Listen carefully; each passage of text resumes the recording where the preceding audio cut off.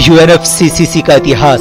जलवायु परिवर्तन के बढ़ते खतरों से दुनिया को बचाने के लिए 1992 में रियो में पहले पृथ्वी सम्मेलन का आयोजन हुआ। इस सम्मेलन में एक ऐतिहासिक संधि पर हस्ताक्षर हुए। इस संधि का नाम था United Nations framework convention on climate change. इस संधि पर 154 देशों ने हस्ताक्षर किए। यूएनएफसीसीसी संधि मार्च 1994 से लागू हुई।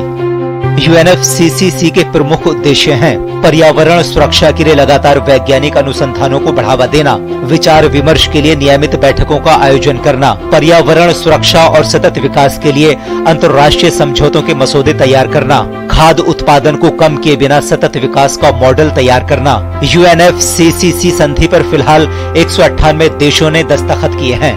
क्या है कॉप?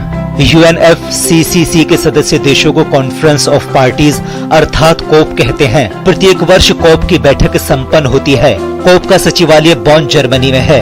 कोप का अध्यक्ष आमतौर पर आयोजक देश का पर्यावरण मंत्री होता है। उद्देश्य वातावरण में ग्रीन हाउस गैसों के स्तर को खतरनाक सीमा से नीचे स्थिर रखना।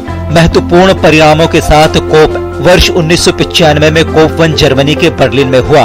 वर्ष 1997 में जापान के क्योटो में संपन्न हुए कोप 3 में क्योटो प्रोटोकॉल लाया गया। क्योटो प्रोटोकॉल कानूनी रूप से विकसित देशों को उत्सर्जन में कमी के लक्ष्यों हेतु बाध्य करता है। वर्ष 2002 में कोप 8 नई दिल्ली में आयोजित हुआ। दिल्ली घोषणा पत्र सबसे गरीब देशों की विकास आवश्यकताओं और जलवायु परिवर्तन को कम करने हेतु प्रौद्योगिकी हस्तांतरण पर ध्यान केंद्रित करता है। वर्ष 2015 में पेरिस में आयोजित हुए कोप 21 में पेरिस समझौता हुआ।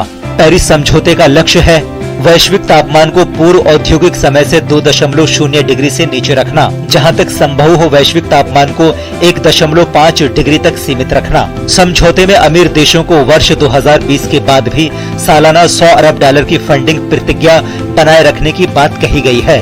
कोप की चुनौती।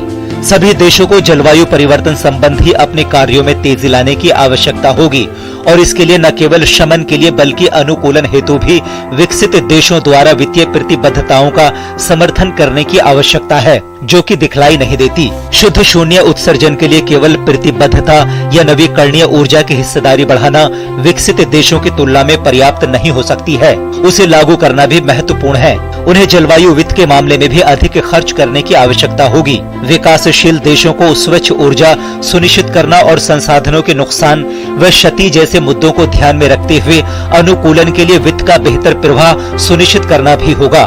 राष्ट्रों के बीच बेहतर साझेदारी पर अधिक दबाव डालने की आवश्यकता है। जलवायु समानता के बारे में बात करते समय विकासशील और विकसित देशों के साथ जुड़ाव बहुत महत्वपूर्ण है। जलवायु परिवर्तन एक बड़ी चुनौती है और इसके कई पहलू हैं। देशों द्वारा व्यक्तिगत रूप से कई पहलुओं पर ध्यान दिया जा रहा है। प्रधानमंत्री नरेंद्र मोदी ने हाल ही में मिशन लाइफ की शुरुआत कर पर्यावरण सुरक्षा को जन जन से जोड़ने की एक महत्वपूर्ण पहल की है।